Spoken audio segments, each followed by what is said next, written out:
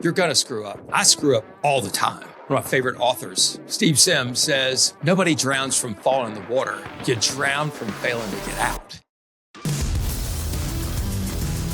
It's not the problem that usually gets you. It's what you do to try and fix the problem or not fix the problem that will either make you or break you. So I'm going to share with you one thing that you must do when you screw up and one thing that you must never do when you screw up so that you can build trust, repair trust with your boss, your coworker, your client, your customer, your prospect, whomever that you screwed up with. So I posted my first podcast. I did my first podcast in my new series a couple of weeks ago, and I talked about a young lady on LinkedIn who had reached out to me, who was a video editor on YouTube. And I said what a nice job she had done, that she commented in my posts first. And then she reached out to Link. And then she sent me a message saying how much she appreciated one of the posts that I had written. And then she reached out and said she'd like to talk to me about what we did. Maybe we could help each other. It was a really great way to use LinkedIn. So I posted about that because so many people do it wrong.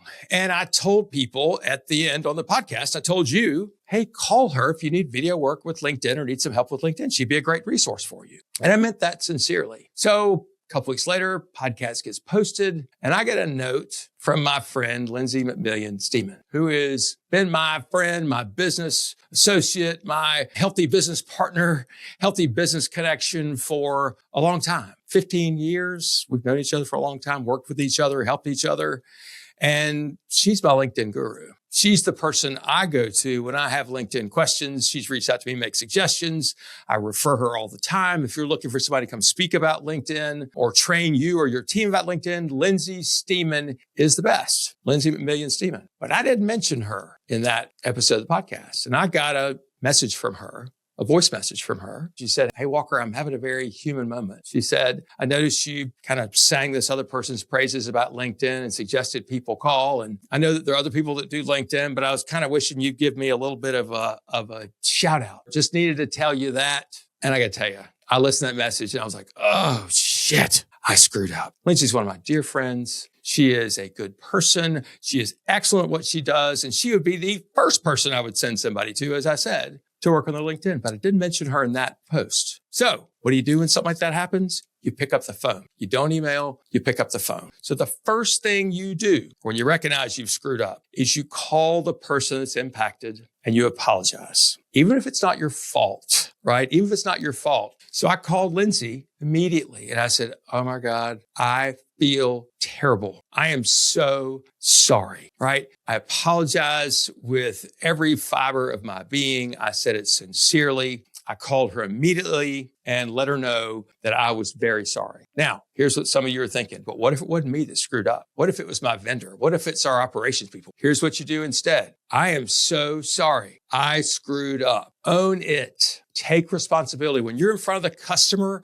you are the company. I want you to take responsibility for something that goes wrong. If somebody leaves a baby on your doorstep, that may not be your fault, but it's your responsibility to take that baby and get it somewhere to safety. Take responsibility for the problem. Own it right there. Your customer, boss, whomever may say, no, I know it's not your fault, but I want you to own it. So that's what you must do. Say you're sorry. Say it sincerely. After you finish, after you say, I'm sorry, pause. Among the worst things you can do after saying I'm sorry is to add the word but. So here's what you never do. I want you never to make excuses after you say I'm sorry. I want you to never justify, defend, or explain. You don't say, I'm sorry, but so-and-so back in operations didn't get the message and it was da-da-da-da-da-da. Nobody gives a shit. Nobody cares. As soon as you start making excuses, people lose respect very quickly. That's where you'll lose respect. People won't trust you anymore and you won't deserve it, right? Take ownership. Never make excuses. Own the problem. Now, I must admit, when Lindsay called me or when I heard her message, I was like, I talk about Lindsay all the time. I write about her on LinkedIn all the time. I do all this other stuff for Lindsay. What's going on? And you know what, though? That wasn't the point. And that's not what she called me about. Did I bring that up? Hell no. You know why? Not important.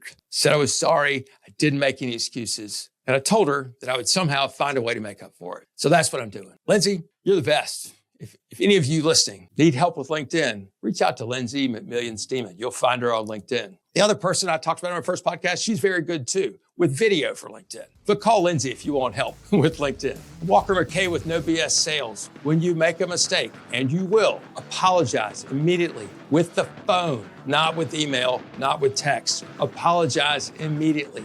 Don't make excuses. That's the way to handle it the No BS way.